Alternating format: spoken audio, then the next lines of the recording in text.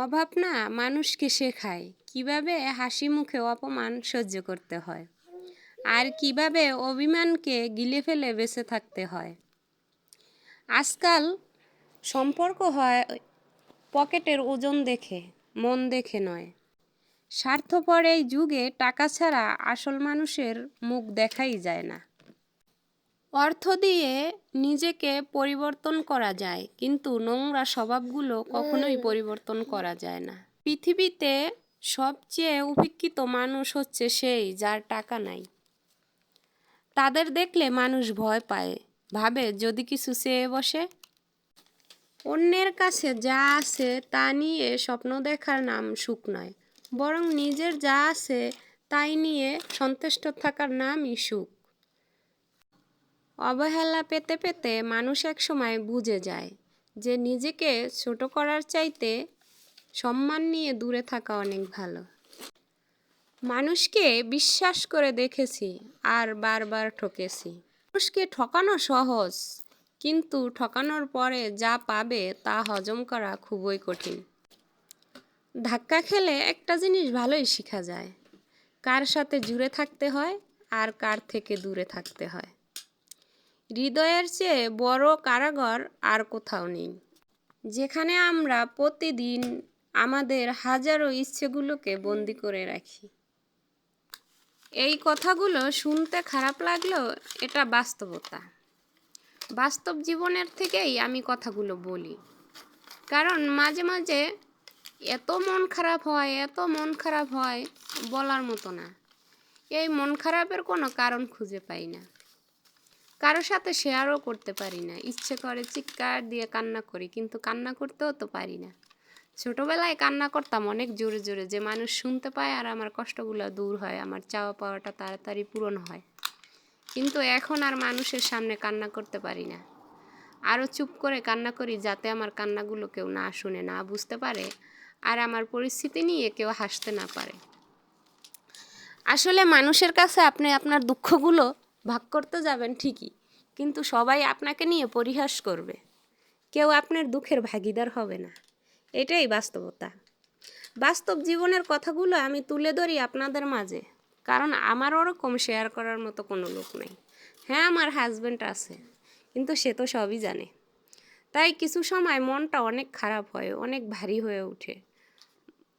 মন চায় যে মাকে কিছু কথা বলতাম, মা যদি থাকতো, বা একটা বড় বোন যদি থাকতো, তাকে কিছু শেয়ার করতে পারতাম। কিন্তু আপনারাই আমার ভাই বোন, আপনারাই সব, তাই আপনাদের মাঝেই শেয়ার করি। বাস্তবে আমার কেউই নাই। আমার বাবা আছে, কিন্তু সে তো পুরুষ মানুষ, একটা মেয়ে মানুষের কষ্ট বুঝে। আর তার সাথে এই শেষ বয়সে তার সাথে এগুলো শেয়ার না করাই ভালো, কারণ সে মনের দিক থেকে আরও কষ্ট পাবে, যে তার মেয়ে মনে হয় কষ্টে আছে, অভাবে আছে, দুঃখে আছে। আজকে আমরা যেখানে ঘুরতে আসছি, এই ঘোরাটা কিন্তু আমাদের ইচ্ছায় আমরা আসি নাই। এই যে দেখেন বড় একটা ভুপিয়া, যেমন আমাদের দেশে বলে রেস্টুরেন্ট, এইখানে হইলো এটা বলে ভুপিয়া। তো এই ভুপিয়াটা বাবার বন্ধুর দোকান আর কি এটা। তো সে আমাদেরকে আজকে 3 বছর ধরে বারবার বলতেছে, আসো আমাদের এইখানে আসো, এখানে সুন্দর একটা জায়গা আছে, দেখলে ভালো লাগবে। কিন্তু আমরা যাই না কখনো, কারণ ওই যে যেখানে যাই একটু ভিডিও করি, কন্টেন্ট ক্রিয়েটর, ভিডিও তো বানাই, কন্টেন্ট তো বানাইতেই হয়, ছাড়তেই হয়। তো ওইটা দেখেই না কিছু কিছু লোকজন ভাবে যে আমরা খুব ভালো আছি, ভালো খাইতেছি, ভালো করতেছি, ওই কারণে কোথাও যাইতে চাই না, যাওয়া হয় না। কিন্তু ভিডিও তো বানানো লাগে। তো এই দোকানটায় গেছি, দেখেন যে লোকটা এই যে হাঁটতেছে, এর গাড়ি, এও কিন্তু বাবুর বাবার বন্ধু। তাকে আমরা, সে আমাদের আরেক জায়গায় ঘুরতে নিয়ে গেছিলো, ওইখানে দেখছেন ওই ভিডিওতে। তো এর গাড়ি দিয়ে আমাদের এইখানে নিয়ে আসছে। এ একজন বন্ধু, সে কিন্তু 1 টাকাও নিবে না, ঘুরতে নিয়ে আসছে। আর যে আমাদেরকে খাবার সার্ভ করছে বা এই জায়গাটা ঘুরাই দেখাইতেছে সব, মানে সে এখানে চাকরি করে, ভালো ফর্মে আছে, অনেক বছর ধরে চাকরি করে, তো তার নিজের মতো। তো এই কারণে আমরা এখানে আসছি ঘুরতে। এখন দেখবেন এটা নিয়েই বাড়িতে অনেক কথা হবে, কিরে তোরা অমুক জায়গায় যাস, ওইখানে থাকস, ভালো খাস, ভালো ঘুরোস ফিরোস। মানে আমি রিলসে কিছু ভিডিও ছাড়ছিলাম, এগুলা দেখছেন আপনারা। তো ওই কারণে মনটা খুবই খারাপ হয় কিছু কথা শুনলে, যার কারণে আপনাদের কাছে এগুলো শেয়ার করি। হয়তো আপনারাও মজা নেবেন বা হাসবেন যে এগুলো আমাদের কাছে বইলে কি হবে। আসলে ওরকমভাবে অভিযোগ করতেছি না বা আপনাদের কাছে নালিশ দিতেছি না, মানে খুব খারাপ লাগতেছে তাই আর কি কথাগুলো বলতেছি। তো দেখেন ওই ভাইয়াটা আমাদেরকে 3 জনারে 3টা কফি দিছে, বাচ্চারে কেক দিছে। তো বাবু তো বারবার কফি খাবে, ওইটা গরম, তো বারবার ওইটা ধরতেছে, আমি সরাই দেই ও ধরে, আমি সরাই দেই ও ধরে, মানে ও এটা খাইতে চাইতেছে। পরে অবশ্য ভিডিওর পরে আর কি ওর মুখে দিছিলাম আমি একটু, কিন্তু ও গরম দেখে খাইতে মানে সাহস করে না নিতে। তো দেখেন এইখানে ঘের জ্বালানো আছে, এটা কিন্তু হিটার, এটা কিন্তু গরম লাগে, মানে শীতের ভিতর তো এখন বাইরে কিন্তু প্রচুর ঠান্ডা। তো ওই কারণে এই জায়গায় জায়গায় এরকম গ্যাস এই ওপেন করে দিছে হিটার, যাতে মানুষের ঠান্ডা না লাগে, আরামসে বৈশা খাবার খাইতে পারে, মজা করতে পারে, ভিডিও করতে পারে। তো আমাদের রুমের ভিতরে নিয়ে গেছে, বলতেছে বসেন বসেন। আসলে আমি বসি নাই, আমি বাস একটু ভিডিও করে চলে আসছি। তো ওইখানে যে সৌদি মহিলারা অনেকই ভালো, অনেক ভালো ব্যবহার করে, খুবই ভালো লাগে। তো এই আফিফের ভিতরে যারা আছেন অবশ্যই এই ভুপিয়ায় যেতে পারেন, এখানে কফি শপে যেতে পারেন। খুবই ভালো, ওদের ব্যবহার খুব ভালো, সার্ভিসও খুব ভালো।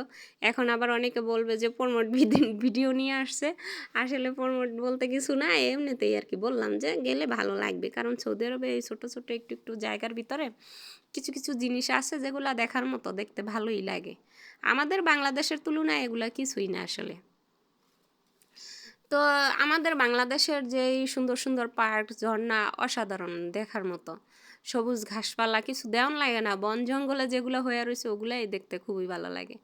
আর এইখানে এই যে দেখেন ওরা লাখ লাখ টাকা খরচা করে এগুলো তৈরি করে। তো ভিডিওটা অনেক বড় হয়ে যাইতেছে, তাই সব ভিডিও দিলাম না, যেখানে যেখানে গেছি ওইটা একটু একটু করে ভিডিও কইরা আপনাদের মাঝে দিলাম। তো সবাই ভালো থাকবেন, সুস্থ থাকবেন, আমাদের জন্য দোয়া করবেন যে আমাদের খারাপ সময়টা খুব তাড়াতাড়ি কাইটা যায়, এই সমস্যাগুলোর ভিতরে যে না থাকি। আল্লাহ যে আপনাদের দোয়াই আমরা আরও আগে যেতে পারবো বা এই সমস্যা থাকবে না। জানি যে সবাই মিলে দোয়া করলে আসলে সমস্যাগুলো থাকে না। তো সবাই দোয়া করবেন, ভালো থাকবেন, আর আমার ছেলের জন্য দোয়া করবেন। আসসালামু আলাইকুম।